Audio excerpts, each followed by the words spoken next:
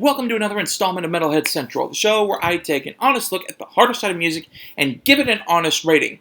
First things first, a little bit of housekeeping. I want to officially announce Metalhead Central is moving from Friday to Sunday. My work schedule on Friday is packed. I'm at work all day, so don't really have the time to listen to albums and then put together videos regarding those albums. So I'm going to give myself a little more time and move it from Friday to Sunday. Now that that little announcement is out of the way, we can move on with today's video. And this time, we're going to be examining an album by a young lady from Denmark who I guess now lives here in the United States. The Metal Archives kind of has her in both places, but irregardless of where she's from, she exploded onto the scene back in 2015 with this unique style combining European folk instrumentation and black metal. Yes, it's Myrkur's new album, and I'm probably going to butcher the pronunciation, so please forgive me in advance, but it's called Folkesange. It was released March 20th on Relapse Records. Now, for those of you who follow the underground, you know that Relapse is well known for its releases in the realm of like grindcore, death metal, and the more extreme sides of metal. So it's very intriguing that they would put out an album of this style. As far as Myrkur is concerned, this is her first effort in 3 years, so let's see how she did. Let's get one thing clear just right off the bat.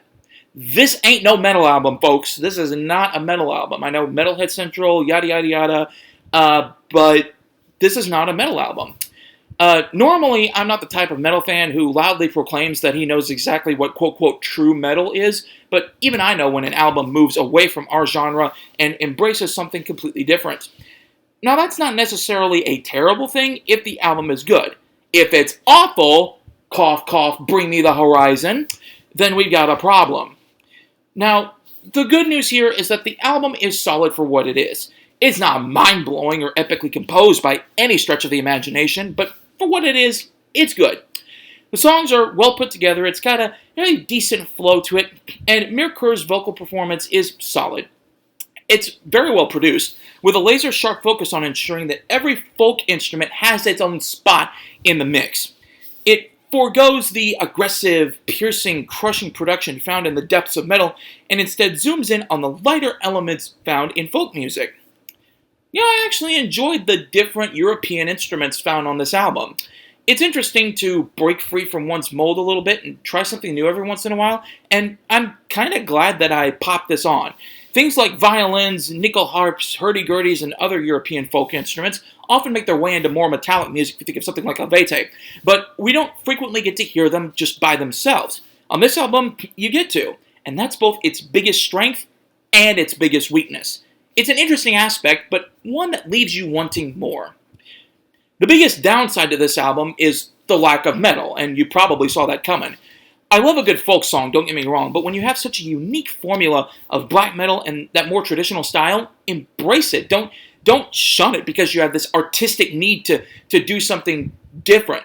I mean, if you want to do 2 or 3 tracks on your next album, just solo folk, that's fine, but veering so sharply away from such a unique style, to me, seems detrimental. If you do decide to take flight away from that aspect of your music, then you better be prepared to offer the best music you can, and sadly, that just didn't happen here.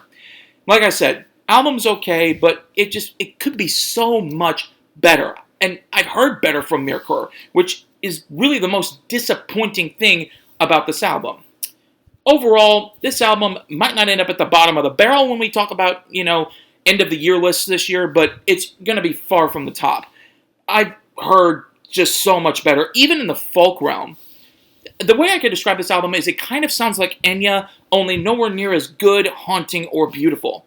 I'm begging for those metallic elements that Myrkur used on her previous albums, and I'm also begging for something more within the realm of beauty, bleakness, and ghostliness.